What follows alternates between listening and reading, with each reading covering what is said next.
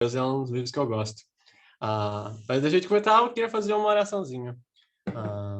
Senhor Deus, obrigado por estar aqui hoje, obrigado por essa oportunidade de estar falando com essas pessoas, que o Senhor possa me usar nesse momento para trazer conhecimento a elas, Pai, conforme o Senhor mesmo já trouxe conhecimento para mim. E que nesse momento, Pai, seja um momento de esclarecimento, em que a gente possa chegar mais próximo de uma verdade, Pai. Eu te grato. Amém.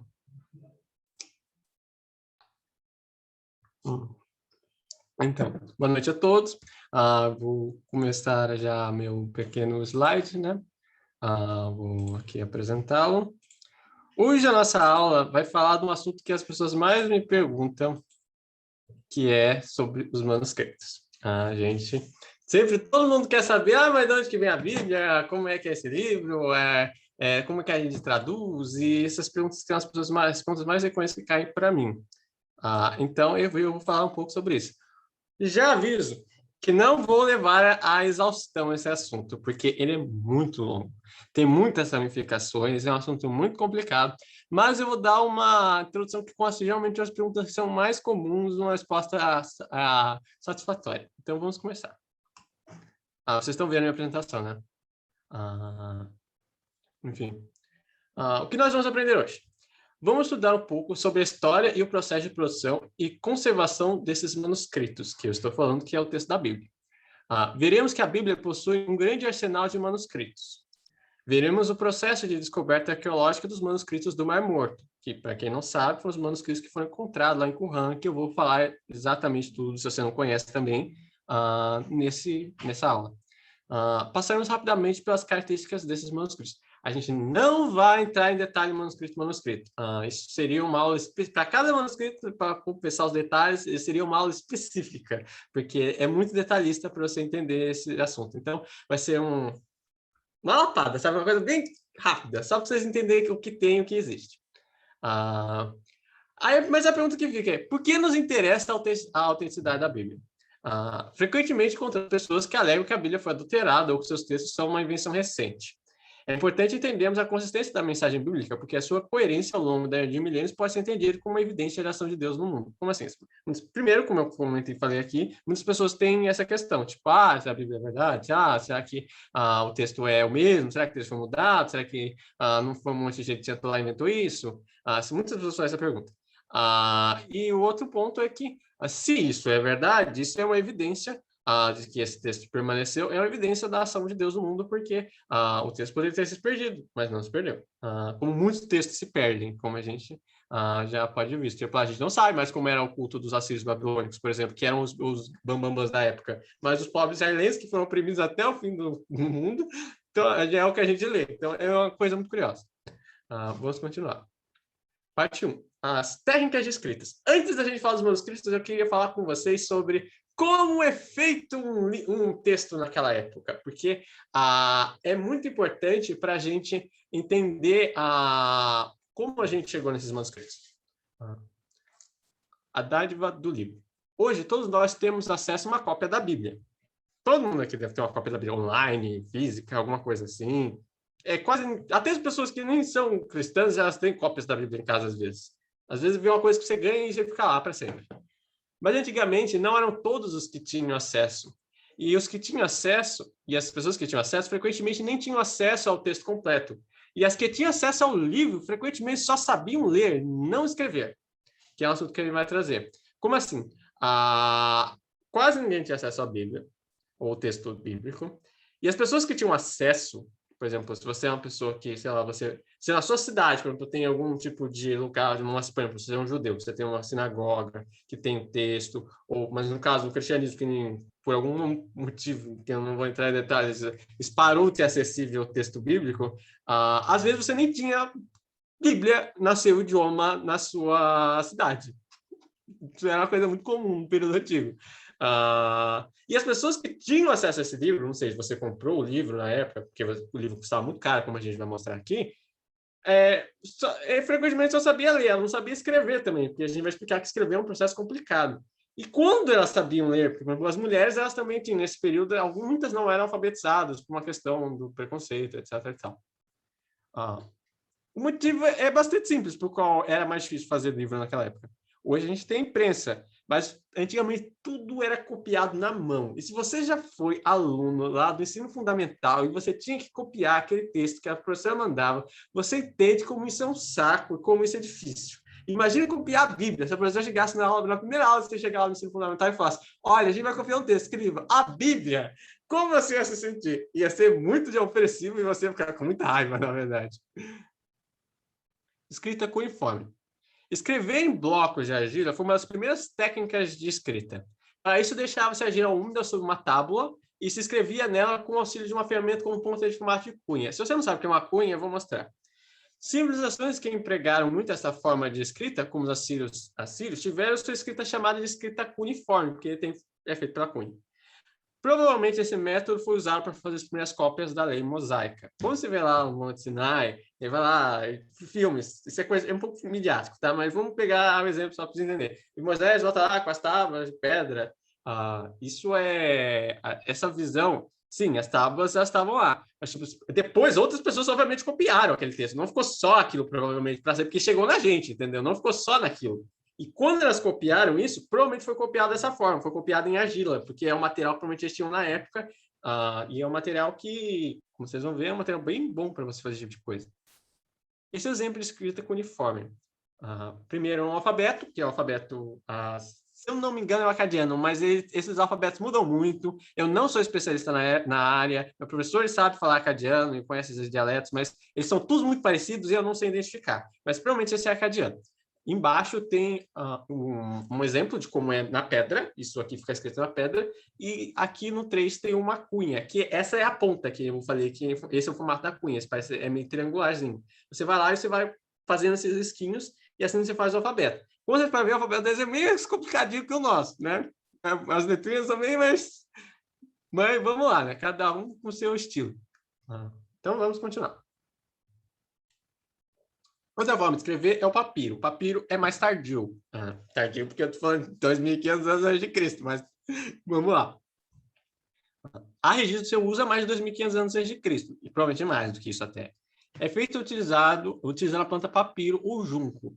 Papiro é o nome da planta que os egípcios usavam. O junco é meio que uma generalização. Então, às vezes você pode usar um pelo outro, mas nem sempre é bom. Então, é melhor falar papiro mesmo. Usar a planta papiro. Mais barato que o pergaminho, porque usa planta, a gente vai ver isso. E mais fácil de se usar que a argila.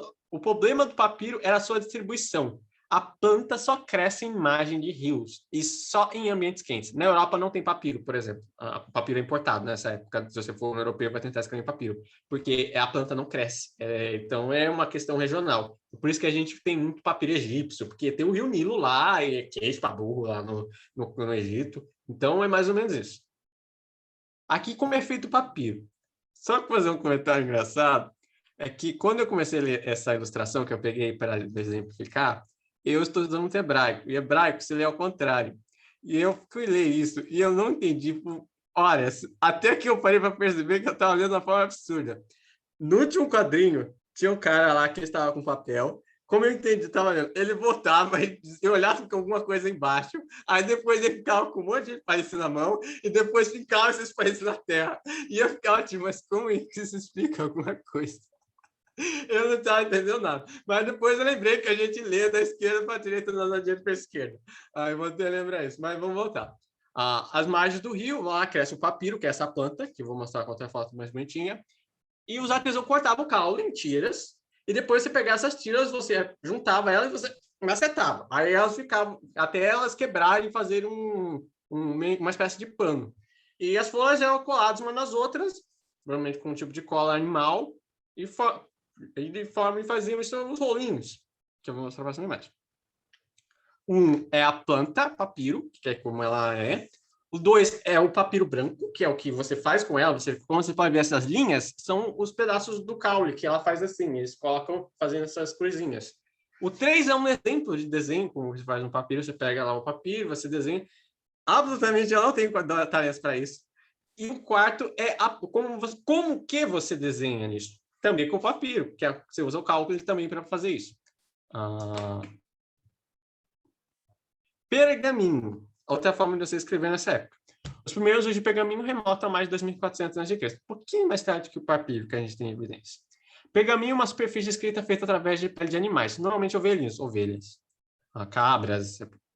A pele do animal é aquecida, remove seu pelo. Cabras são caprinos, acabei de falar um erro, tá?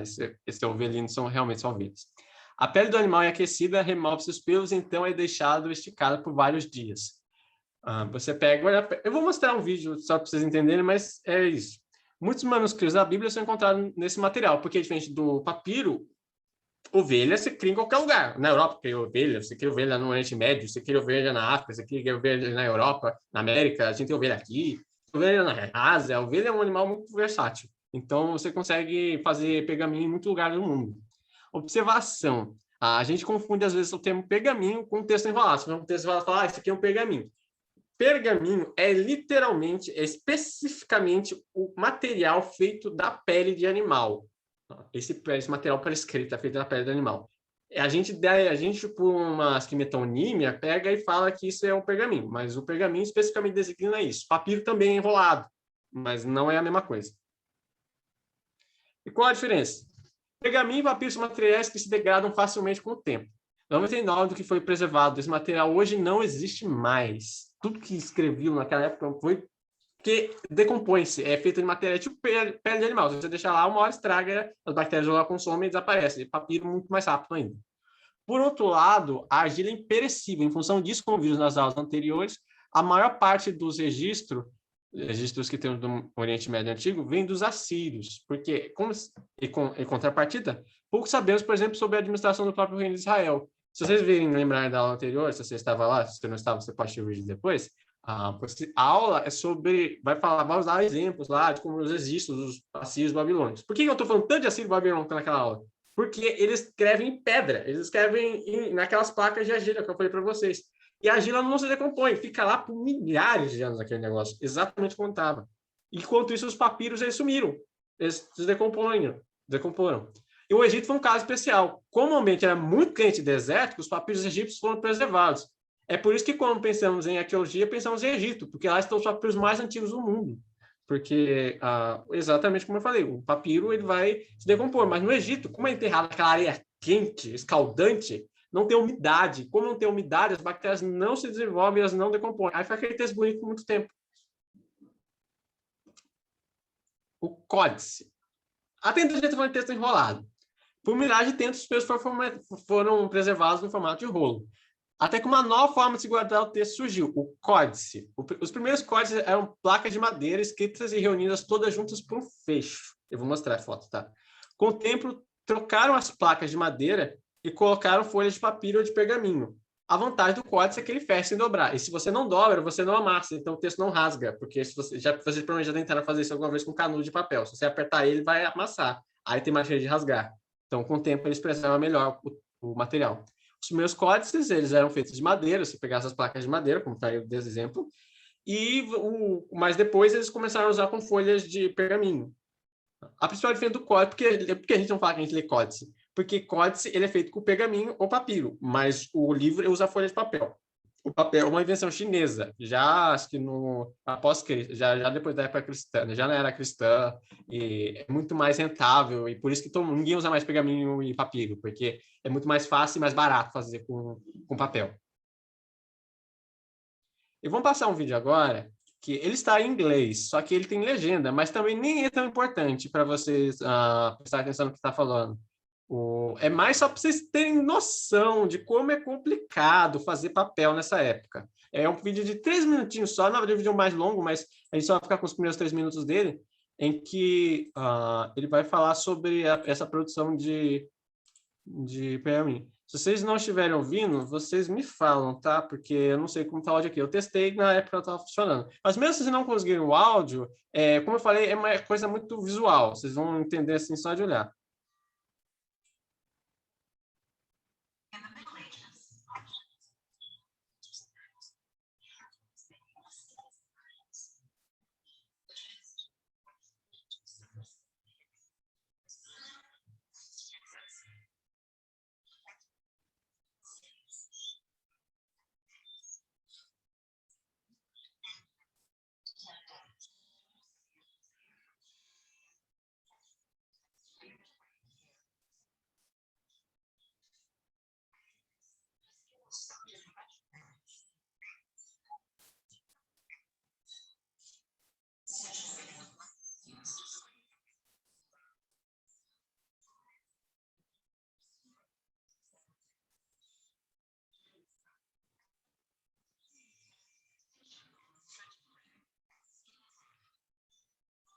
result was parchment.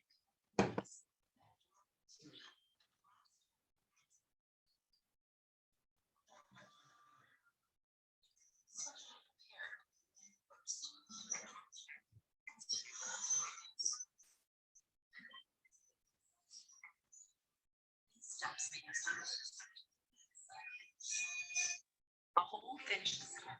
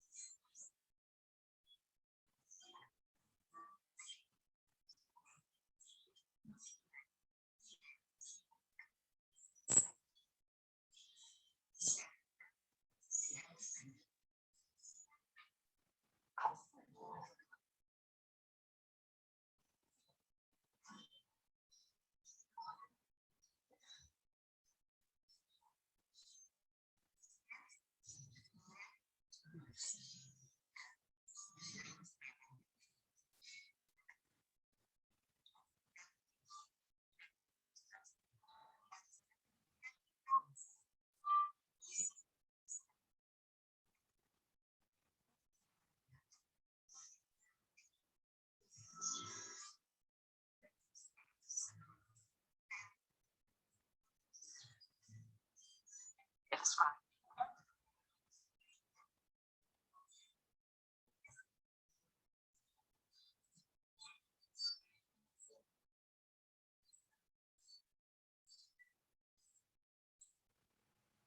O vídeo vai continuar explicando como é feita pintura, mas isso não é muito importante, porque já estamos falando do período medieval, pós o período antigo, que não é muito relevante para o nosso contexto. Mas se vocês quiserem assistir depois, é muito bonito como eles pintam também usando ouro e outras coisas, eu recomendo. Deixa eu voltar. Vocês voltaram para o slide, né? Vocês conseguem... Ok. Diferente de hoje em dia, ler e escrever não são sinônimos. Só dar um adendo, porque não sei se vocês conseguiram acompanhar a legenda. Como vocês viram, é bastante complicado fazer o pergaminho. Você tem que pegar a pele, você tem que lavar, você tem que tirar o pelo, depois você tem que esticar. Depois que você estica, você tem que limpar. Depois você tem que deixar aquele negócio esticado. Depois você pega aquele negócio esticado, você tem que cortar. Depois que você tem que cortar aquele negócio, você tem que colocar no formato que você quer. Aí depois você passa um pó em cima dela para você escrever. Aí depois você tem que fazer sua pena. Aí depois você tem que fazer sua própria tinta, que muda muito dependendo de região para região, porque aqui lá foi um exemplo de tinta usado, né? Black, que fala lá, é usado na Idade Média, num período específico, mas muda de região para região a forma de fazer tinta. Então, é uma coisa muito técnica. Realmente, escrever nessa época é uma coisa que alguém tem que sentar e ensinar. Os reis, por exemplo, provavelmente não sabiam escrever. Se vocês viram eles escrevendo com aquela pena, para fazer as letrinhas lá bonitinhas, é muito complicado fazer aquilo. Você tem que ter uma pressão de mão certa, e você não pode ficar errando também. Ele fala que o pergaminho é resistente, mas é para você errar 200 vezes, aquilo vai acabar rasgando. Então, o que acontece é que você tem que ter uma técnica, é só um artesão para você escrever nessa época. É claro que nem todo mundo, ele fala que os medievais, eles prezavam por uma letra bonitinha. A gente vai ver, eu vou passar por algumas imagens aqui, vocês vão ver que nem toda a letra é muito bonitinha. Algumas pessoas realmente só estavam interessadas em copiar, e depois da milésima vez copiando a página de Isaías, você já não aguentava mais fazer aquela letra bonitinha. Mas, enfim. Só demos esses adendos, se caso alguém não conseguiu acompanhar a legenda. Ler é a técnica de decodificar o texto escrito. Escrever é a técnica de fixar o texto escrito. Então, você pode, que incrível que pareça, saber ler e não saber escrever, e não saber ler. Porque uma coisa é saber copiar, porque escrever nessa época é como desenhar. É a mesma coisa de desenho. Você vê os egípcios, por exemplo, o clássico, o exemplo do hieroglifo egípcio, é um desenho. Então, o que você precisa saber é desenhar, você não precisa saber o que está escrito. Frequentemente eu vi isso de uma egiptóloga, mas eu não consigo dar informação. Ela dizia que os antigos egípcios, às vezes, começavam a copiar coisas sem saber o que estava escrito, porque é só uma questão de técnica. E só o alto sacerdote, etc. e tal, sabia o que estava escrito lá. Como escrever já é uma habilidade manual que usar materiais caros, era necessário ter uma formação própria para isso, como eu falei. Você tinha que ser um escriba. Consequências. Na antiguidade era comum que os reis e sábios só soubessem ler, ou às vezes nem isso. Por que põe para dependendo de um rei precisa ler? Ele tem gente que relê para ele. Isso parece estranho, mas é verdade. Na prática, ele não precisa se esforçar. Frequentemente, isso no período medieval muda, porque tem uma coisa romana e grega, da retórica e escolas socráticas e coisas do tipo, que eu não vou entrar em detalhe, em que muda isso, os medievais eles leem, mas os antigos não necessariamente. Frequentemente, os textos eram narrados para algum escriba. Você narrava, você falava para o cara copiava. Provavelmente esse método foi empregado por alguns autores bíblicos. Passagens formulares e paráfrases indicam certo conhecimento técnico. Eu comentei brevemente na aula anterior, que para passagens como e o Senhor falou, aí no final Deus fala alguma coisa e fala, eu sou o Senhor e eu falei. Isso é um exemplo de conhecimento técnico, que nessa época você não tem dois pontos. Você usa esse tipo de estrutura de texto para dar o discurso direto. E se você não sabe disso, você escreve errado. Então, quando alguém você lê isso na Bíblia, provavelmente a pessoa já teve alguma formação na área. Isso é um indício, não é prova de que a pessoa teve uma formação na área. Então, basicamente é o que a gente vê às vezes em algumas gravuras, Paulo narrando, o cara lá escrevendo. Às vezes é isso. O cara põe Paulo na cadeia preso, outra pessoa escrevendo para ele. Ele narra e outra pessoa escreve, porque escrever é só a cópia. Enfim, vou continuar. Os manuscritos mais importantes. Agora vamos chegar no texto. Eu prometi e a gente chegou. Podemos confiar na Bíblia? A Bíblia é o documento mais confiável de toda a antiguidade. Não existe precedentes de um documento histórico tão confiável como a Bíblia. E ele é de longe. Ele possui mais manuscritos que qualquer outro documento do mesmo período. São milhares de cópias e centenas de milhares de fragmentos, encontrados em diferentes regiões e períodos.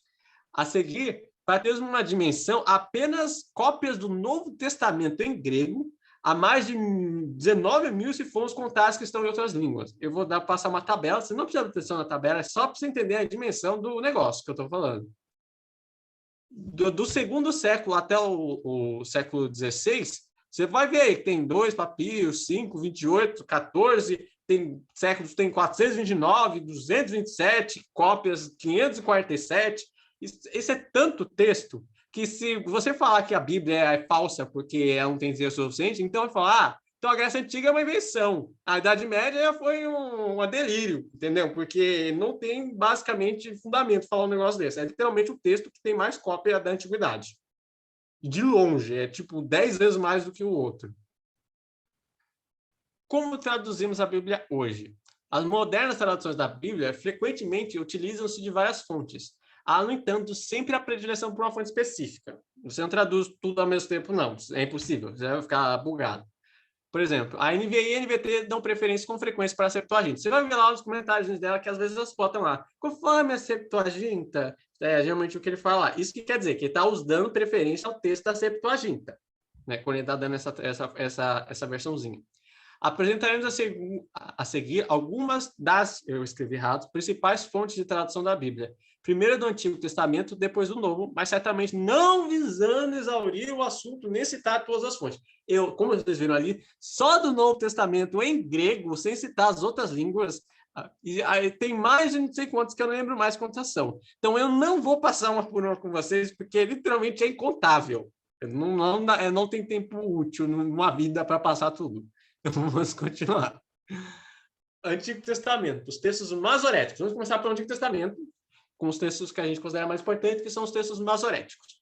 Os textos chamados masoréticos são as primeiras fontes do Antigo Testamento, pois estão em seus idiomas originais, como assim? O hebraico. Tem uma questão sobre se o hebraico ele foi, por exemplo, Gênesis, porque tipo, provavelmente no período lá, primeiro lá com Adão, Eva, eles não falavam hebraico. O hebraico é uma língua mais posterior. Então, ele obviamente ele consegue traçar uma raiz dele. Então, o texto, em algum momento, alguém sentou lá e escreveu sobre aqueles acontecimentos do passado. Mas o hebraico é a língua que a gente encontra nos textos bíblicos. A Bíblia, como texto, não necessariamente uma história bíblica, os personagens bíblicos necessariamente falavam hebraico o tempo inteiro. Mas como ela foi fixada foi usando hebraico. Às vezes, por exemplo, vou dar um exemplo, que o hebraico, depois de muito tempo, ele parou de ser língua escrita, de língua falada. Os judeus por questão de tabu, eles achavam que era errado, pecado, pronunciar o texto bíblico, algumas denominações. E por isso pararam de pronunciar o texto. Então, virou uma língua que era ilegível. Literalmente, você sabia ler, mas você não falava. Então, é possível isso, por exemplo. O hebraico é uma língua escrita e na época ninguém falava. Ou ao contrário também. Então, fala hebraico e o texto é escrito em aramaico, ou grego, não sei. Tudo isso é possível. Na antiguidade, não duvide de nada, como diz um professor meu. Mas vamos lá. O termo masorético, que é o que a gente está falando, vem de mesorá, que quer dizer tradição. Portanto, o masoreta, que é o cara que fez o texto, é aquele que é responsável por guardar a tradição. Então, o texto masorético é o texto da tradição. Característica do texto masorético. O hebraico é uma língua de escrita consonantal. Escreve-se sem as vogais. Você não precisa escrever...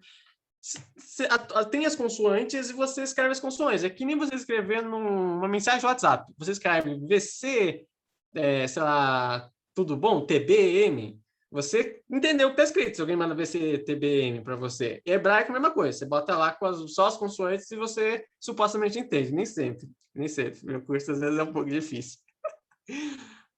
Na era medieval foi-se inventar um sistema, isso não é no período antigo, tá? Os textos masoréticos já são da era medieval. O sistema de vocalização, porque o problema de não ter vogal é que às vezes você esquece como era pronunciado depois de muito tempo, como foi o que aconteceu, e você precisa inventar uma forma de se botar o nome de volta, como as pessoas lerem. Então foi inventado os Nicudote. Basicamente são pontinhos que eu vou mostrar exatamente abaixo das letras hebraicas. Foi-se pregar esse método em virtude do temor dos copistas de alterar o conteúdo do texto ao inserirem vogais. Eles são tão minuciosos com isso que, em vez de eles inventarem tipo, letras a mais, como o nosso alfabeto tem, tipo, depois do B vem o A, a gente inventa uma letra para ter o som de vogal, eles não alteraram o texto, eles colocaram isso em cima e embaixo. Então, mesmo o texto que não tem vogal é comparável ao texto masorético, porque eles tiveram esse trabalho de não alterar nada. Idealmente, os textos masoréticos são vocalizados, mas nem sempre. Eu estou falando isso porque sempre tem exceção, sempre tem autor e etc. e tal, só para deixar claro que a maior parte é vocalizada. Vou mostrar a vocalização. Como eu falei, nem sempre a letra é muito bonitinha. Os períodos mais antigos, antes do período medieval clássico, as letras nem sempre são tão perfeitinhas. Se vocês verem esse monte de risquinho que vocês estão vendo aqui no Código de Leningrado, é uma página do Código de Leningrado, tem esse monte de risco. E debaixo dele tem uns pontinhos e tracinhos, se vocês conseguem enxergar bem. É bem pequenininho. E esses pontinhos são as vocalizações. Então, conforme vai a vogal, você faz o som da vogal e da consoante. Eu não vou entrar em detalhe, se você tiver interesse, pode fazer uma aula de hebraico instrumental, que tem vários cursos no YouTube, todos eles são muito suficientes para isso. O Código de Leningrado, que é o texto que a gente está falando, assim chamado porque está em Leningrado, na Rússia. Não é que ele foi encontrado em Leningrado, é porque ele está em Leningrado, porque ficou lá, porque é o caso de quem encontrou. A data de 1008 depois de Cristo, do Cairo, foi encontrado no Egito. É a cópia mais antiga da Bíblia hebraica, que é e ela é completa, tá? Ela tem o Antigo Testamento inteiro. Porque a gente tem muito fragmento. Nessa época, vocês viram, fazer um livro é muito caro. Então, frequentemente, você só tem um livro. Não sei se vocês já viram, por exemplo, uma Bíblia católica. Tipo, eles entregam muito os católicos isso, uma Bíblia que é só o Novo Testamento. Por quê? Porque é caro você ficar entregando a Bíblia para todo mundo. Então, você dá um texto que você acha que é o mais interessante. E as pessoas nessa época têm isso. Elas vão ter, tipo, mini-bíblias, que são, tipo, pedaços de textos, e é isso, porque é muito caro fazer esse pergaminho, porque cada pergaminho é uma pele de ovelha, então cada pergaminho é uma ovelha. Imagina se pagar uma ovelha, se o texto vai ter, tipo, sei lá, 20 páginas, você tem que matar 20 ovelhas. Isso é um absurdo, entendeu? É muito caro fazer um negócio desse. 40, na verdade, vai dobrar, porque a página é dobrada, mas vamos lá. O outro muito importante é o Código de Alepo. Esse é um pouco mais bonitinho, carinha, foi lá mais calma, fez um negócio com a linha retinha, foi lá mais caprichoso, digamos, da professora. Assim chamado, o Código de Alepo, assim chamado pois foi encontrado a cidade de Alepo, na Síria. Provavelmente foi escrito entre 1040 e 1050 depois de Cristo, pela comunidade caraíta, que são um tipo de judeu de Jerusalém. É o texto hebraico mais utilizado nas traduções modernas, que, como vocês podem ver, ele está muito mais bonitinho, está muito mais certo, está uma coisa assim, muito mais fácil de ler, do que aquele bagulho com um monte de letra fora da ordem.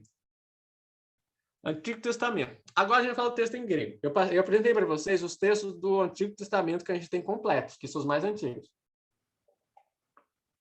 De novo, o fato de eles serem tem datar da Idade Média, não quer dizer que a Bíblia surgiu na Idade Média. É que eles são os completos, que completo é para você ter certeza absoluta. Mas, obviamente, no final eu vou mostrar para vocês que tem cópias mais antigas.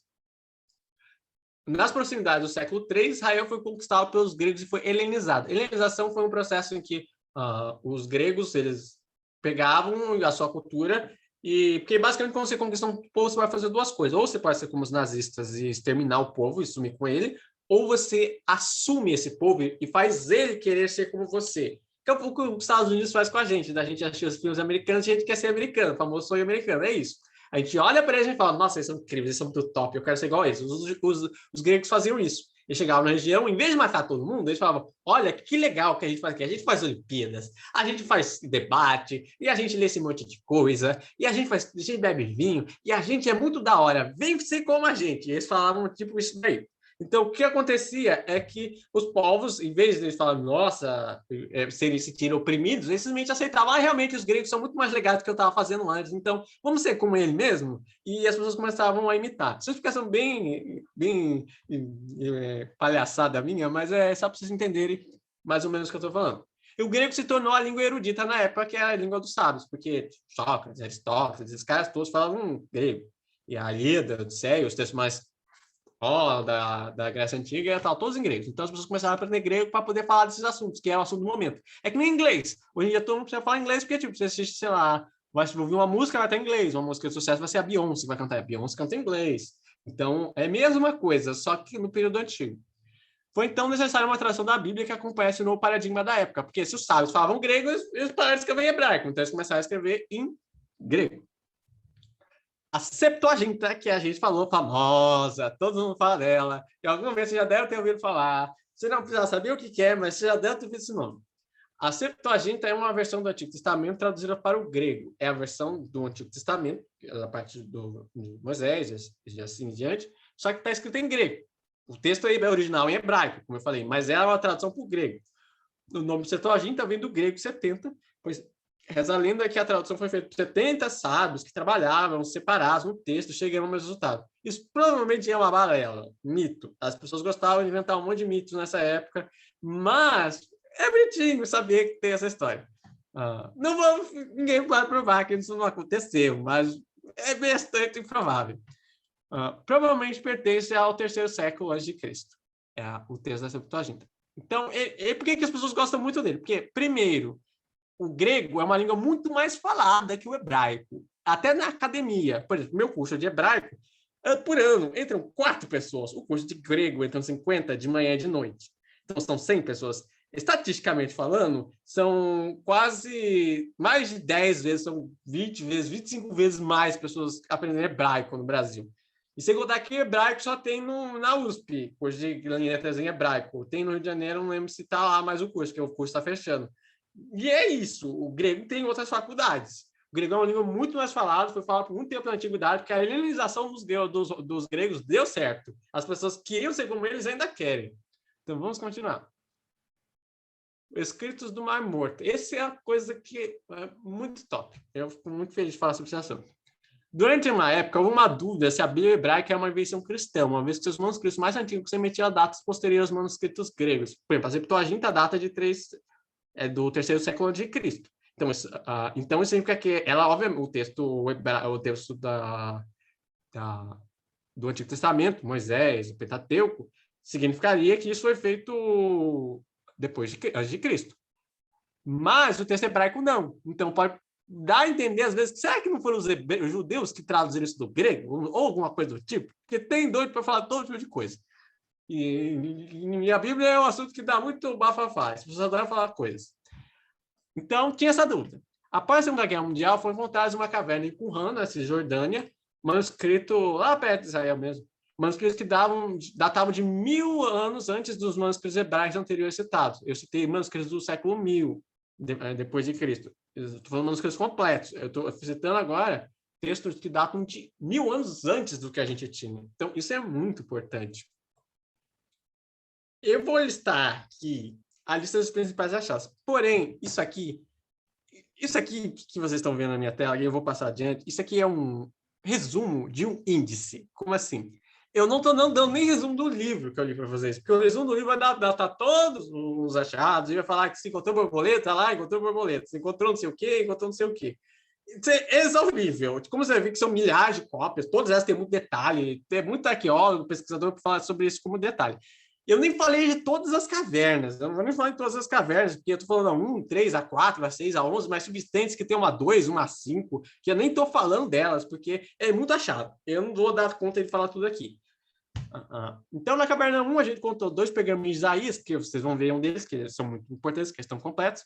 O caverna 3, que não é um assunto muito importante, mas eu acho muito curioso, que eles encontraram um pergaminho de cobre, em que tem um tesouro enterrado, mas ninguém até hoje descobriu onde estava esse tesouro, então é um mistério, e é muito legal isso, pensar que essas coisas ainda existem. Que ainda existem coisas que a gente ainda não descobriu sobre a gente mesmo. A caverna 4, vocês vão ver a foto dela, encontraram mais 1.100 cópias de livros da Bíblia, 1.500 fragmentos, incluindo 15.000 fragmentos, desculpa, incluindo fragmentos do livro de 1 Samuel, que data do século 3 a.C. A caverna 6 encontraram papiros de Daniel e 1 e 2 Reis. É importante porque Daniel, as pessoas às vezes falam que é um texto alterado, porque é profético, então ele vai falar de Jesus, às vezes.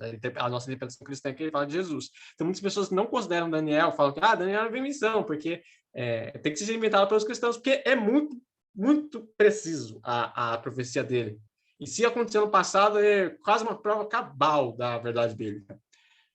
Caverna 11 é a cópia parcial de Salmos completos e atribuídos a Davi. É importante essa parte atribuídos a Davi, porque muitas pessoas consideram que os Salmos não são davídicos. Essa é uma questão complicada que eu não vou entrar em detalhe, mas existe um probleminha que realmente no hebraico, o termo que você usa para quando está no título lá, Salmo davídico, ou Salmo de Davi, no hebraico o termo é Le Davi.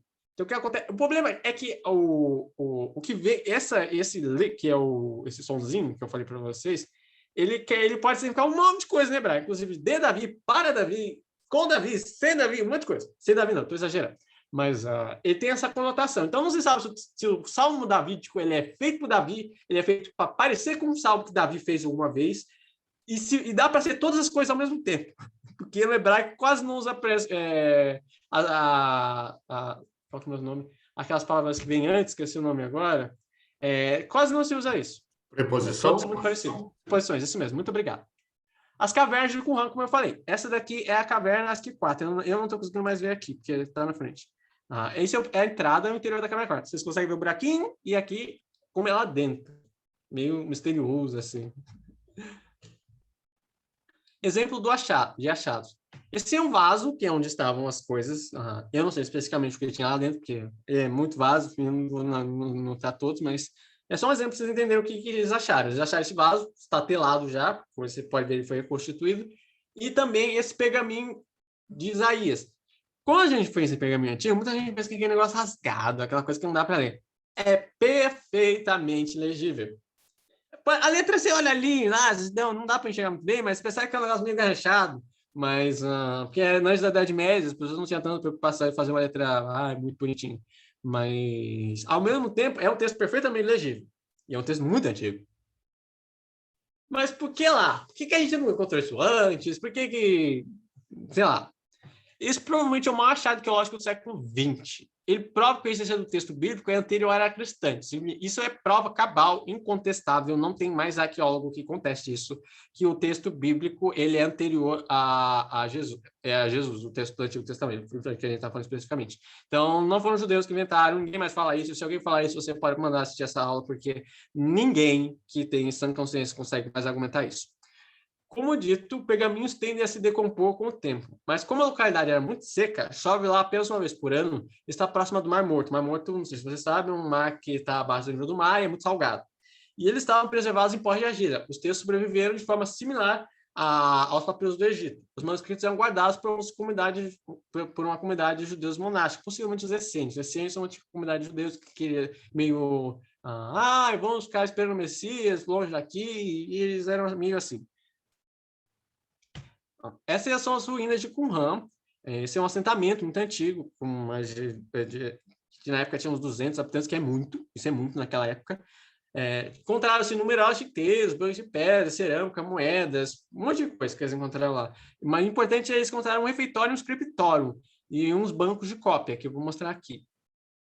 Esse provavelmente é um escritório e esse aqui é um banco de cópia. O que quer dizer isso? Isso não é apenas prova que o texto... Porque, por exemplo, alguém podia ter botado esses textos lá para alguém encontrar e falar, olha, a Bíblia foi encontrada, e alguém podia ter sido falsificado isso, o contexto em que eles foram encontrados. Mas não, é uma comunidade muito específica que tem tudo a ver com o fato dele ter sobrevivido, um ambiente muito claro, o motivo pelo qual esses textos sobreviveram, e ainda mais o ambiente em que esses textos provavelmente foram produzidos, que é esse salão de cópia, em que tem esses bancos, as pessoas sentavam e elas copiavam aí. Isso é um escritório. Eles sabem disso por causa que eles encontraram tinteiros, como eu citei lá. Eu citei antigamente, eu citei no slide anterior. Então, como vocês podem ver, não tem nenhuma dúvida de que o texto do Mar Morto é legítimo.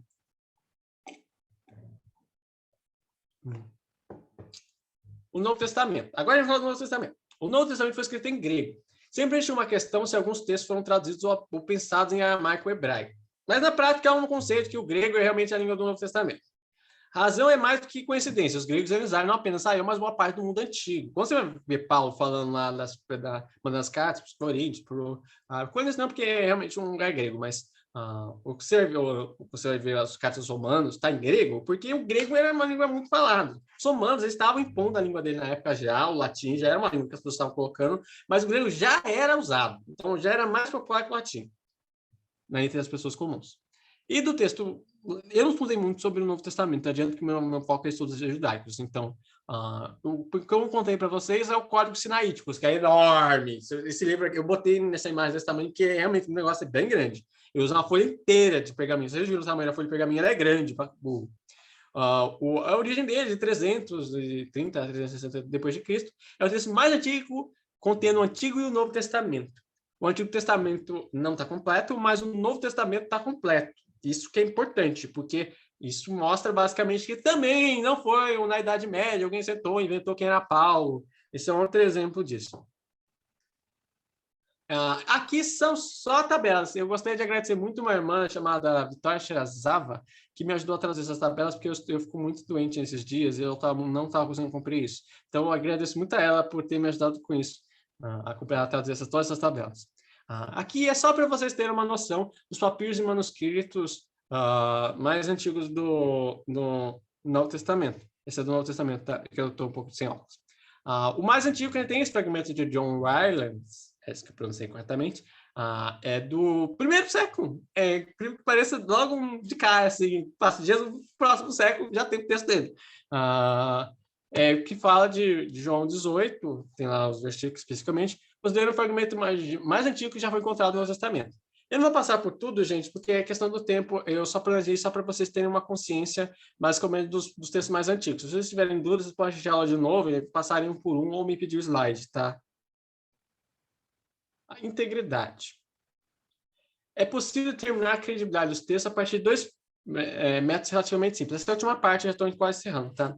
Comparação interna, frequentemente a Bíblia faz alusão e citação a ela mesma, comparando as passagens citadas em diferentes lugares. Tipo, você vai pegar o texto e você vai comparar dois textos dentro da própria Bíblia que você encontrou e comparar os textos entre eles. Vou mostrar, tem um exemplo que eu vou dar de Salmo, acho que é Salmos, que eu dou o meu exemplo de Salmos. E a comparação externa, que é quando você compara esse texto com outros textos que não são ele mesmo. Vou dar um exemplo de comparação interna. Aqui é redundante, eu não vou ler duas vezes, porque é exatamente a mesma coisa. Salmo 14, versículo 7, e Salmo 53, versículo 6, é exatamente a mesma coisa. Se de Sião viesse a salvação para Israel, quando o Senhor estará o seu povo, Jacó exultará, Israel se regozijará. Se você ler aqui no hebraico, eu peguei lá da Bíblia hebraica e fiz a mesma coisa que um especialista faria. E você vai ler que você não precisa saber hebraico para comparar as imagenzinhas. Você vai ver que as imagenzinhas estão exatamente uma igual a outra. Então você sabe que esse texto é original, porque não é tão óbvio que esse é igual. Você tem que ler mais ou menos uns... Vou dizer que Salmos tem entre Salmos 14 e Salmos 50, vai ter o quê? 39 Salmos. Então é bastante coisa que você tem que ler. Até você lembrar que é exatamente a mesma coisa, não é óbvio, sendo que os Salmos repetem muito. Então, às vezes, se fosse uma cópia adulterada, que às vezes as pessoas tentam adulterar esse tipo de coisa, você pega assim na manha, entende? Porque dentro do texto não tem coerência interna. E a comparação externa, que aqui é só uma tabela para vocês entenderem a quantidade de citações fora da Bíblia desses períodos antigos. Por exemplo, a gente tem citações do Justin Martin, Irineu, Clemente de Alexandria, e são milhares de citações ao texto bíblico de períodos antigos. Então, a gente não precisa a se preocupar, porque uma coisa que prova com o texto antigo é se outra pessoa falou dele. Se outra pessoa falou dele, então o texto é legítimo e é canônico ainda por cima, porque se alguém está citando ele como texto, é porque tem algum motivo. Por fim, a gente vai falar de confiabilidade. Confiabilidade das traduções. Muitos céticos, principalmente os mais leigos, argumentam que as traduções da Bíblia não são confiáveis. Há também grupos religiosos que argumentam que favorecem, eu fui escrever errado, que favorece apenas uma tradução, desprezando o restante. Mas o que é uma tradução confiável? Às vezes você tem alguém que fala, é aqui James, é a única Bíblia que serve, tem que ser NVI, tem que ser Almeida. Não. Confiabilidade, intenção e subentendido. É preciso entender que todo o texto tem uma intenção e subentendido. A intenção é o que o autor quis alcançar com o seu texto. O subentendido é o que o leitor pode tirar do texto, que é além da intenção do original do autor. As traduções boas dão conta da intenção. Nem sempre é possível dar conta do subentendido. Nenhuma tradução vai dar conta completamente do subentendido. Eu vou dar um exemplo. Eud é uma passagem bíblica. Um exemplo desse pretexto subentendido e pressuposto, quando Eud assassina o rei que oprimiu Israel em Juízes 3. A história é muito legal. Juízes é um livro que eu gosto muito porque tem muitas histórias pontuais. A NVI diz, até o cabo penetrou com a lâmina, falando ele matando o rei. E como não tirou a espada, a gordura se fechou sobre ela. Meio violento, mas aí vocês entenderam. Ele enfiou a espada no bucho do cara e a gordura fechou dentro da espada. Então Eud saiu para o pórtico. Depois de fechar e trancar as portas da sala atrás de si. Depois que ele saiu, vieram os servos e encontraram trancadas as portas da sala superior. Eles disseram, ele deve estar fazendo suas necessidades em seu cômodo privado. Se você ler isso aqui, em português, você ficou meio assim, que deu uma de baiano, pegou uma peixeira, enfiou na barriga do cara, saiu um monte de meleca, e os caras sentam lá e falam, o cara está fazendo necessidade? O que tem a ver uma coisa com a outra? Parece que bugou, tipo, não tem lógica. Mas o texto, se você entendeu o que aconteceu. O Eud foi lá e matou o cara, que é o mais importante. Em hebraico, o termo utilizado para gordura que também se traduz para excrementos. Em outras palavras, subentende-se que o lugar estava fedendo por causa da evisceração. Quando ele rasgou a barriga do cara, saiu também as tripas com o cocô. Por isso, os guardas não entraram, porque isso começou a feder. Entendeu? Eles acharam que o cara estava lá, dando o número 2, mas não, o cara estava morto. Mas isso só é possível de notar no idioma original. Você só consegue pegar isso no hebraico, porque a palavra tem essa ambiguidade. Ao mesmo tempo, isso não atrapalha o entendimento da história de Juízes. Se você não entendeu que o cara está fazendo cocô, você não perdeu nada. E se você é aquele tipo de pessoa que pensa, mas se você não pode entender o texto inteiro, eu tenho uma resposta para você. Consequência. Frequentemente, nem as pessoas nativas em seus idiomas compreendem tudo que leem. Provavelmente nem um judeu no antigo Israel ia ler e entender o que eu estou falando para você. Isso é uma possibilidade. Quem aqui já leu Machado de Assis, por exemplo? Você lê aquilo lá e você entende umas coisas, legal, mas você não entendeu tudo. Você não precisa entender tudo de uma cara. Isso é muito difícil. Logo, pouco importa você pegar as nuances ou não. Nem o público original talvez tenha percebido, porque as nuances, elas não são o propósito do Evangelho. O Evangelho, isso daí foi um comentário que colocou lá, porque é uma questão textual, de fazer um certo humor, e tem a ver com o tipo de narrativa que ele foi construído. Salmos, por exemplo, é uma questão emotiva.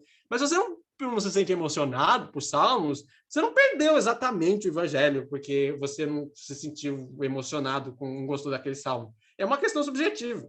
Isso não é o foco do Evangelho. A mensagem é evidente. Qualquer pessoa consegue ler e entender. Mas os subentendidos, não. E nem se precisam ser entendidos. Alegar que é essencial compreender todas as nuances para entendermos a Bíblia é absurdo. Até hoje as pessoas leem autores como Nietzsche e Shakespeare, mesmo havendo divergências sobre o que os autores pretendiam dizer. Mas nem por isso dizemos, não leia esses autores, porque há muitas nuances e você talvez não entenda tudo. Então, quando você vê um cético falando, mas é que tem que ler em hebraico, é que tem que ler em grego. As pessoas leram Shakespeare em hebraico? As pessoas leram Nietzsche em alemão? E se ela leu Nietzsche em alemão, ela entendeu tudo? Ela é o próprio Nietzsche enganado? Não! Então, qual é a lógica de afirmar isso? Então, encerrando, o que a gente aprendeu hoje, com a escrita antiga, como a escrita antiga era algo difícil, e como foram feitos os primeiros textos da Bíblia. Quais textos da Bíblia utilizamos para nossas traduções? Que eu falei, a Septuaginta, o Código de Alepo, os manuscritos do Mar Morto, seu achado e importância e localidade. Como eu comentei, de que os manuscritos do Mar Morto são de importância vital, porque eles autenticam que o texto hebraico do Antigo Testamento é original. O texto da Bíblia é confiável, ele é internamente coerente e extremamente referenciado. Quer dizer, dentro dela existe uma coerência interna, então é o que a gente faz com teologia sistemática, a gente lê, a gente entende as coisas conforme a Bíblia fala dela mesma, e tem uma referência externa ainda, que são das outras pessoas falando dela. Então, é muito evidente que o texto é original. As traduções da Bíblia, original não, eu falo, não foi adulterado. As traduções da Bíblia cumprem sua finalidade. Então, desculpa. O que isso quer dizer? Que você traduzir a Bíblia, você consegue entender o texto. Você não precisa aprender grego e hebraico para entender o Novo Testamento. Eu faço grego e hebraico, eu estudo essas línguas. Eu vou ser bem sincero, é o tipo de coisa que vocês vão perder. Vocês vão perder o que o rei estava fazendo cocô, vão perder que o rei estava fazendo cocô. Mas não vai mudar extremamente a vida de vocês. Às vezes tem, Johnny, você faz hebraico, você entende a Bíblia melhor que todo mundo. Não necessariamente. Minha bibliografia, eu botei um resumidamente, porque é muita coisa, eu não vou passar por ela. Só que eu fiz um comentário sobre a minha bibliografia, que é esse comentário do Robert Alter. Robert Alter é um autor, ele não é cristão, ele é um autor laico, digamos assim, em que ele faz comentários do Antigo Testamento, e ele é muito bom. Eu recomendo ele porque eu leio muitos comentários cristãos, e eu gosto de verdade. Mas, às vezes, eu sinto que a gente é tão teologia sistemática, como assim? A gente senta lá e fica lá, mas isso lembra Jesus, mas isso lembra não sei quem. E a gente perde o texto como um judeu da antiguidade a ler aquilo mesmo. E a gente contextualiza tanto, às vezes, que a gente perde a essência. E a contextualização não é errada. Teologia sistemática, inclusive, é passatempo. Eu tenho um manual de, sei lá, de 1.500 páginas de teologia sistemática que eu leio de passatempo. Mas não é essencial, às vezes. Às vezes, é importante a gente voltar para o inicial. Então, apesar dele não ser cristão, o comentário dele é muito pertinente, como foi de onde eu tirei esse comentário de Ehud. Ele é muito pertinente porque ele vai dar contextos mais históricos. Infelizmente, está tudo em inglês. A bibliografia inteira está em inglês. O que me leva, já foi esse real, eu só queria fazer um comentário antes da gente abrir para perguntas, porque eu acho muito importante falar isso. Eu estudo grego e hebraico na USP. E, atualmente, como eu comentei, entram 4 pessoas por ano nesse curso. E, dentro dessas 4 pessoas que entram nesse curso, no noturno, que só tem no noturno esse curso, 2 delas só querem saber se formar em letras, porque esse é o curso de letras mais fácil de entrar e passar, porque hebraico, adivinha, ninguém quer fazer isso.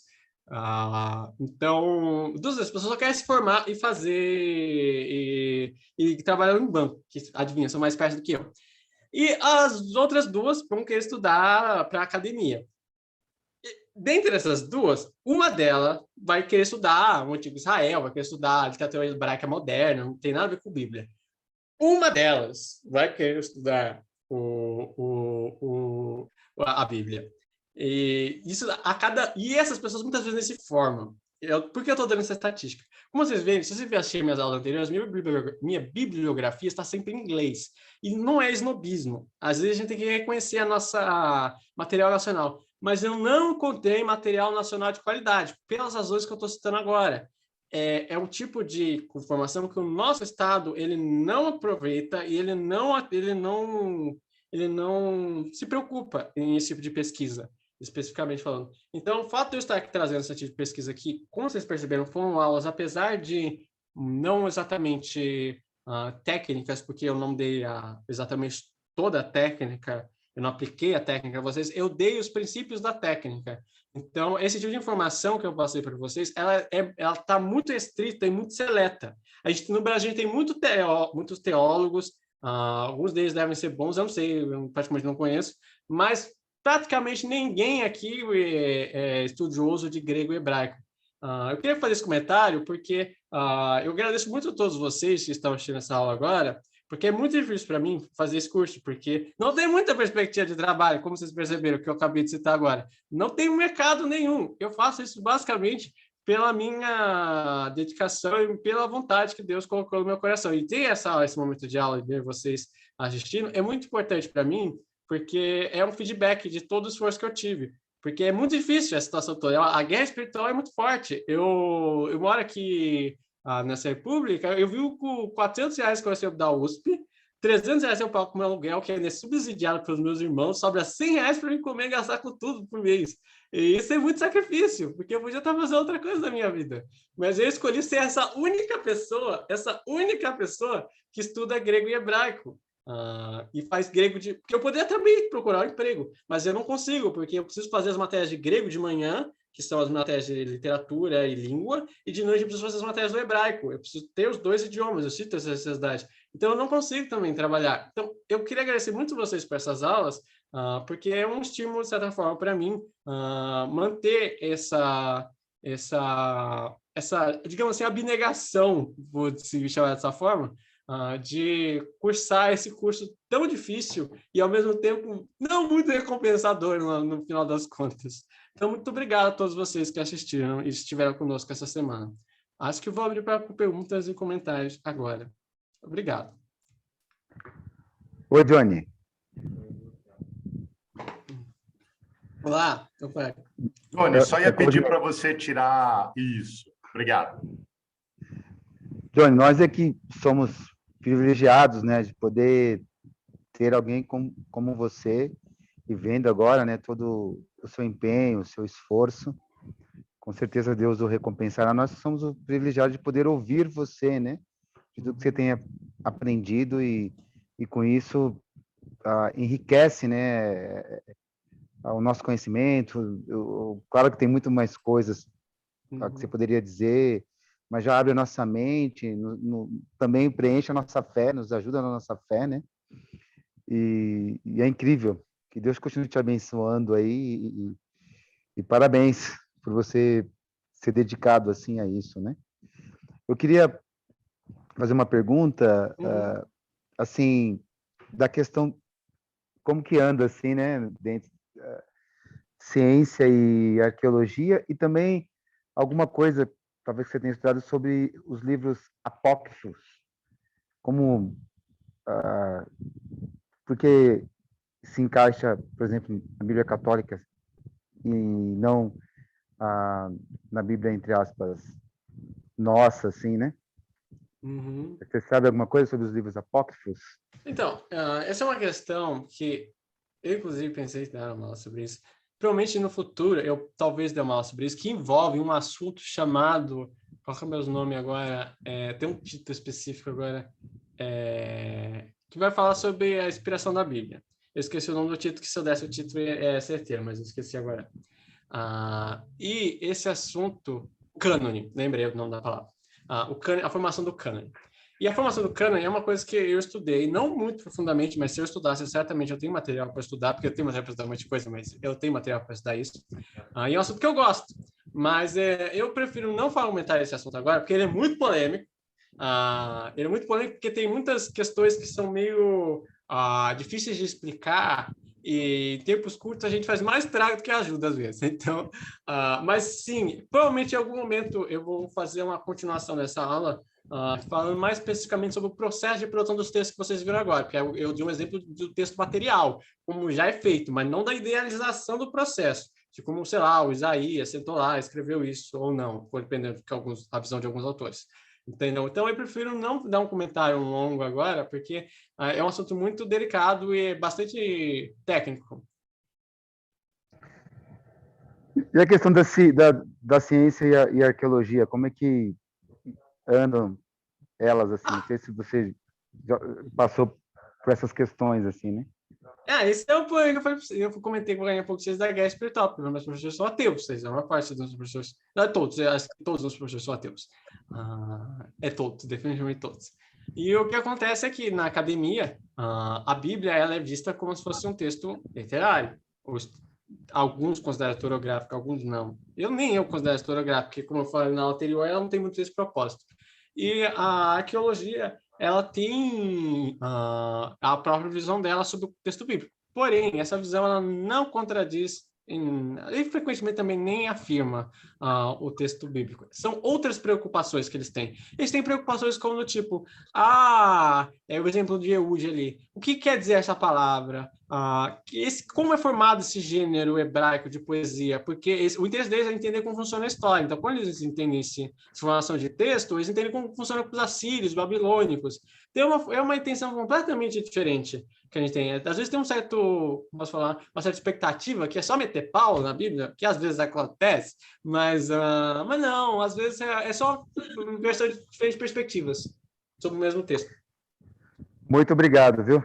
Estarei aí esperando ansiosamente por uma nova carga de aulas para nós aí. Valeu, obrigado.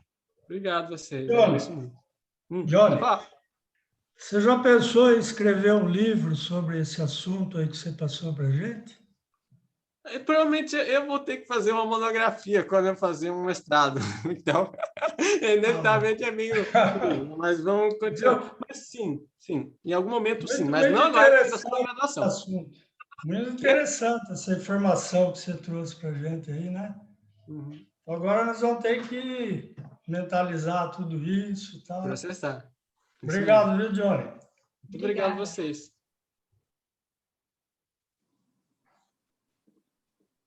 Então, Johnny, acho que você não me conhece, eu sou irmã do Sérgio, mas eu queria comentar com você que há uns 2 anos atrás eu tive na Armênia e na cidade de Erevan tem um museu histórico de literatura e de livros muito antigos, e tem uma ala dentro desse museu que mostra o processo todinho de como é feito o pergaminho. Desde o início, claro que dentro do museu, né? Muito interessante. Você ia gostar muito de ver, porque tem livros antigos de todas as épocas dentro desse museu, desde os minúsculos aos gigantes. Tinha um detalhe, não podia fotografar dentro desse museu, então ficou muita coisa só na memória. E tem, então, uma ala que mostra passo a passo como é feito. Aí, inclusive, como é feita a pena para poder escrever e tudo mais. Então, agora você puxou o assunto. Olha, foi lá. Eu acho que eu nem dei tanta importância quando entrei nesse museu. Eu já devia estar cansada demais, já fazia um mês estava andando pelo mundo. Mas é muito interessante. Uma hora... Deixa eu ver se eu consigo ler aqui o nome do museu. Em português seria Mate Nadaran, em Yerevan, na Armênia. Legal. Nossa, tem tanto... Eu tenho a impressão que dá para você entrar no museu, né? Pela tecnologia, assim. Porque às vezes tem consulta online, o Louvre tem isso, às vezes museus, às vezes tem isso. Até museus do Brasil às vezes tem isso. Se procurar, encontramos. É isso aí, mas é muito legal. Obrigado. Mas eu já tinha comentado com o Sérgio que eu gostei muito das suas aulas. Você é muito inteligente, você foi profundo. A primeira aula eu achei difícil, mas depois ela foi clareando. Mas muito boa, você está de parabéns. Pode continuar estudando e montando outras aulas, né? Né, Cato? Ok. Verdade. Obrigado. Oi, Johnny. Oi. Bom, já que ela falou que ela é irmã, eu também sou. Só que eu sou a mais velha e o eu Sérgio a caçula. É a caçula. E de Eu irmã sou a ela é a caçula. Então, a família está representada aqui. Nossa. Mas eu também quero agradecer muito. Valeu a pena eu não assistir, não participar do outro compromisso, porque é muito bom ver você falar. Muito agradável e muito gratificante participar com você, com a sua inteligência, com a sua capacidade e com o sacrifício que você vive para estudar tudo isso aí. Então, eu quero agradecer muito, gostei muito. Acho que você pode combinar com o Bruno e o Sérgio Ricardo para uma oportunidade de outra aula.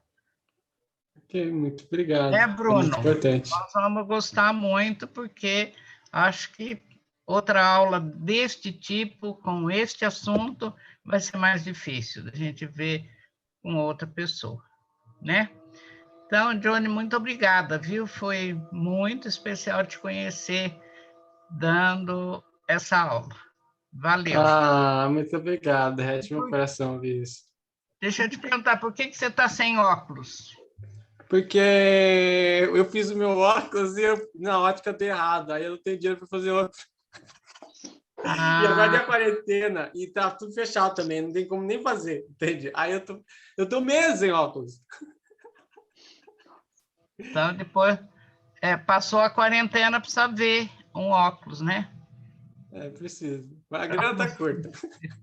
A grana tá curta, mas aí tudo é uma questão de...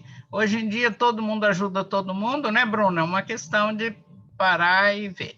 Mas isso não é assunto daqui. Mas é que eu vi você falando de óculos, é tão difícil a gente fazer qualquer coisa sem óculos. Nossa, demais. Demais. Então, mais o que você tem na vista? Astigmatismo e miopia. É o meu. É mais um motivo para a gente ser muito grata por tudo que você está nos passando. Tá bom, Johnny? Obrigado. Viu? É verdade. Boa noite, meus irmãos. Boa noite, Johnny. Aqui é o William da Igreja de Recife. Primeiramente, agradecer pela oportunidade de ouvir a sua aula, né? Infelizmente, não tive a oportunidade de ouvir as outras, ou outras, não sei. Mas, desde já, eu só tenho a agradecer por essa oportunidade. E tudo aquilo que você falou é bastante interessante a gente ver, na verdade, a mão de Deus sobre cada momento, né? Parece a primeiro momento que é uma grande, digamos, bagunça, assim, de vários textos, está em vários lugares, mas a gente vê a perfeição de Deus, que Ele tudo, né, coopera para que as coisas sejam para nós hoje. É por isso que pode ter certeza que nós somos privilegiados no momento que nós estamos vivendo, porque você pega a Bíblia e está tudo lá certinho, bonitinho, versículo, onde nada disso era bem antes, né? Nesse período pelo qual você falou.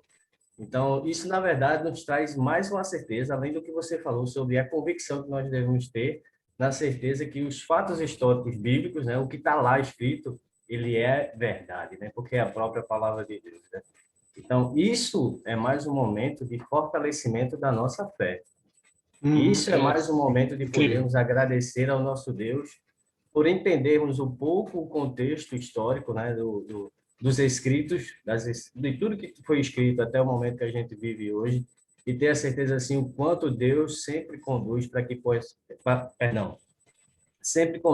possamos ter um conhecimento maior do amor dele por nossas vidas. Então, isso para nós, na verdade, pode ter certeza, é um privilégio, e só tenho realmente a agradecer por essa oportunidade. Obrigado, Johnny. Muito obrigado. Realmente, como você falou, é excelente. Essa aula, se vocês forem ficar com alguma coisa, é só para vocês entenderem, guardem isso. Deus trabalhou tanto tempo no mundo, e quem pode falar que tem um texto que é absolutamente comprovável? É literalmente o texto, como eu falei, mais seguro da história da antiguidade que a gente tem. Quem pode falar isso? Isso é um presente, isso não é uma coisa que a gente tem por acaso. Então, podia ser os assírios, os babilônios, os gregos. Nem os gregos têm um texto assim. Foram os próprios colonizadores, lá, os dominadores dos judeus. Nem eles têm isso. O poder não importa, no final das contas, quando a gente está comparando com a mão de Deus. Então, é muito precioso o que você falou. Muito obrigado. Johnny, eu queria também lhe agradecer muito por todo o seu esforço, especialmente, né, considerando que você preparou tudo isso e ainda por cima sem um óculos, né? Então é um esforço ainda mais aumentado ainda.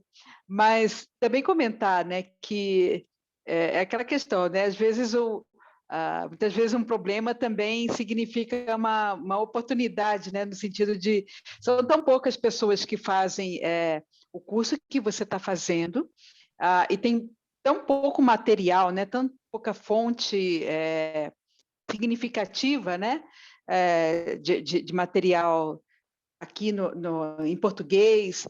E realmente, né? Acho que foi o Claudinei ou Paulo, enfim, que comentaram, mas realmente é uma oportunidade mais para frente você preparar algo, né? Um livro, algo assim, porque eu vejo, não só por esse seminário que o Sérgio e que o Bruno estão fazendo, mas em muitos lugares, né, muitas pessoas no país estão fazendo seminários e tudo, e cada vez mais buscando fontes que deem esse embasamento, né, de arqueologia, de comprovação da Bíblia, e um material, né, como esse, como essa, que dê esse embasamento, como você deu para a gente nessas 3 aulas, seria muito valioso, né? Então, ter isso daí em português, acho que muito importante. eu acredito que você tenha realmente uma oportunidade de no futuro preparar algo que vai ser bastante significativo e bastante utilizado nos vários seminários existentes nesse país afora, tá bom? Muito obrigado. Muito obrigada. É uma questão que eu sei muito bem que é uma questão de paciência, porque eu só sou um mero aluno da graduação, eu preciso ainda me formar, eu preciso ter um 4º ano, mas preciso me formar, eu preciso fazer um mestrado, fazer um doutorado, porque o meu conhecimento ele precisa ser um conhecimento válido, porque falar pelos cotovelos qualquer um fala, esse que é o ponto aqui. Eu preciso ter um certo embasamento. Tudo que eu falei com vocês eu posso referenciar, e se vocês tiverem alguma dúvida, eu posso inclusive dar referência. Eu escolhi qualquer coisa que fosse dúbia e não tivesse comprovação ou não fosse seguro. Então, pode ficar tranquilo sobre qualquer coisa que eu mandei aqui. Obrigado. Eu quero aproveitar para te agradecer muito por essa série. Foi um processo que demandou bastante, né, Johnny? Bastante energia, mas foi muito rico, né? Tudo que você trouxe para a gente, que a gente pôde aprender com as suas descobertas. Queria muito te agradecer, porque de fato teve um esforço hercúleo da sua parte para que esse material fosse produzido. Só para vocês terem uma ideia, assim, o Johnny tem feito as escolhas da área acadêmica que ele quer seguir, o estudo do hebraico, o Antigo Testamento. Esse menino poderia facilmente, ele passou em medicina, em universidade pública, ele passou em cursos assim top, que tem gente que estuda mais de 5 anos para entrar, mas ele fez a escolha pelo curso que ele fez, né? Então, de fato, é uma dádiva de Deus, é um dom de Deus, é um presente, a gente fica muito feliz, obrigado por compartilhar isso com a gente, e a gente, poxa, com certeza, tem muita esperança que muitos frutos virão, né, para que a sua fé seja edificada e para que você também edifique a fé da igreja, né, da comunidade da qual você faz parte. Então, eu gostaria de agradecer muito. Só um último comentário com base no que a gente aprendeu hoje com você. Eu acho que é interessante que você trouxe, porque não que cada um aqui se torne um expert nesses assuntos que o Johnny tem trazido, não é isso, mas assim, o legal é que pelo menos a gente sai com uma noção um pouquinho melhor, né, do processo pelo qual a Bíblia foi formada, quando a gente ouvir falar sobre Septuaginta numa outra vez, né, talvez alguns de nós lembrem-se que, peraí, Septuaginta foi um texto do Antigo Testamento, uma tradução grega do texto do Antigo Testamento. O masorético, o que é o masorético? Não, o masorético são os escritos tradicionais lá no hebraico. Agora a Septuaginta veio depois, lá no século III antes de Cristo, e é uma tradução do grego, né, produto daquela cultura efervescente de helenização. Por isso que foi necessária a produção de uma Bíblia em grego, né, porque era o idioma que estava sendo falado lá, e uma Bíblia do Antigo Testamento. O Novo Testamento não existia naquela época, o 3º século antes de Cristo, né?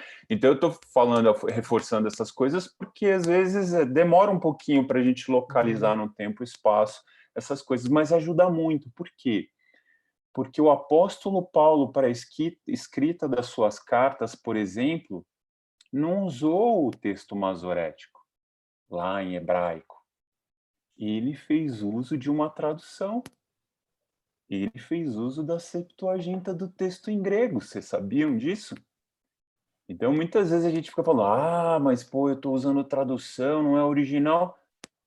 O apóstolo Paulo, inspirado pelo Santo Espírito, usou uma tradução, muitas vezes, para escrever o que nós temos como Bíblia hoje, como Novo Testamento. Não é interessante pensar nisso? Né? Então, assim, é bacana a gente ter essas noções e conhecer coisas que normalmente a gente não conheceria.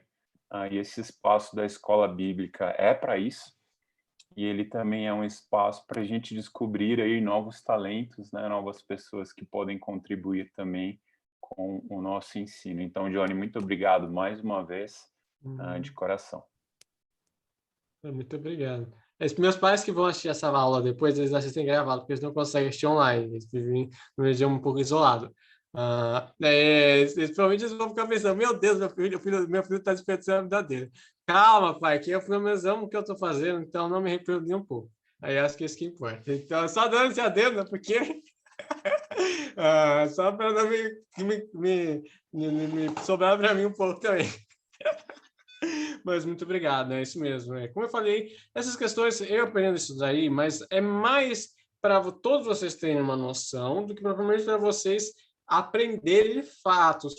Eu só me preocupo muito com os detalhes, porque eu quero uma informação que seja fidedigna, não porque vocês precisam decorar todos os detalhes, as tabelas aí que eu mostrei para vocês, eu nem passei todas por elas, como vocês viram, porque não é o essencial é o que o Bruno falou e foi compartilhado agora há pouco, de que a mensagem é uma mensagem consistente e que Deus ele trabalha nas nossas vidas de muitas formas. Se você tiver só um livro da Bíblia para ler, de certa forma, isso já é uma coisa incrível. Porque eu contando a história, às vezes. Você só tinha, às vezes, um livro ou outro. E dá para você tirar aprendizados disso. Você não precisa ser o grande teólogo sistemático, o cara que fala grego, hebraico, chinês, não sei o quê, para você entender a mensagem de Deus. A mensagem de Deus é simples, em última instância. Ela é profunda, mas ela é simples. Mas, enfim, muito obrigado, Bruno. Foi muito legal trabalhar com você. Mesmo ficando doente, às vezes atrasando os prazos. Eu fiquei muito doente, gente. Eu sou uma pessoa muito doentinha, eu fico doente com muito reconheço. Então, eu tenho tanto empecilho na minha vida que só Deus trabalhando mesmo. Amém. Muito obrigado a todos vocês, gente. De verdade. Obrigada a você, muito obrigada mesmo por essas aulas, muito obrigada, você é muito especial, viu, Johnny? Deus te abençoe, siga em frente, e você tem um futuro incrível, corre atrás mesmo do que você quer, você está fazendo por amor, enfim, obrigado por nos ensinar, viu, de coração. Fica bem, fica com Deus. Se cuida com a sua saúde, se cuida. Difícil. Valeu, gente. Acho que é isso, gente. Johnny, eu só queria aproveitar, então, primeiro, realmente, para te agradecer. Você viu que minha família já garante quase metade do Ibope aí da sua aula. Mas, de fato, acho que tudo isso que a gente tem aprendido, acho que essas observações que o Bruno fez, de fato, a gente pode aprender algumas coisas, isso nos esclarece. É importante a gente saber que a gente pode ter toda essa confiabilidade, que as coisas fazem sentido, que a gente não confia num livro que chegou de qualquer maneira, e acho que você deixou isso muito claro. É impressionante ver o seu exemplo, eu espero que isso possa servir também de motivação para outros quererem conhecer coisas profundas. Você falou que tem pouca gente que estuda grego e hebraico, eu só queria dizer que isso hoje em dia, aqui no Brasil, já não é mais tão verdade, tem muita gente com muito interesse em conhecer grego. Eu tenho visto isso em cursos que eu tenho feito, no próprio seminário. Parece que tem uma febre de pessoas querendo voltar para as línguas originais. Então, isso eu acho que, num sentido, é uma boa notícia para você, porque isso pode abrir ainda mais campo. É verdade que a gente não tem muito material em português, e quem sabe isso possa ser um caminho para você também. Mas, de qualquer forma, eu queria dizer que eu espero que a Escola Bíblica seja um espaço onde você vai poder voltar trazendo novos assuntos, novos materiais. Aí eu sei que vai ser inspirador como foi esse. Então, queria mesmo te agradecer de todo o coração por tudo isso que a gente tem falado aqui, pelos desafios, mas pelo privilégio que foi a gente poder aprender isso juntos contigo. Muito obrigado, viu, Johnny? Obrigado por tudo, gente. Amo muito vocês foram muito especiais para mim esse tempo todo.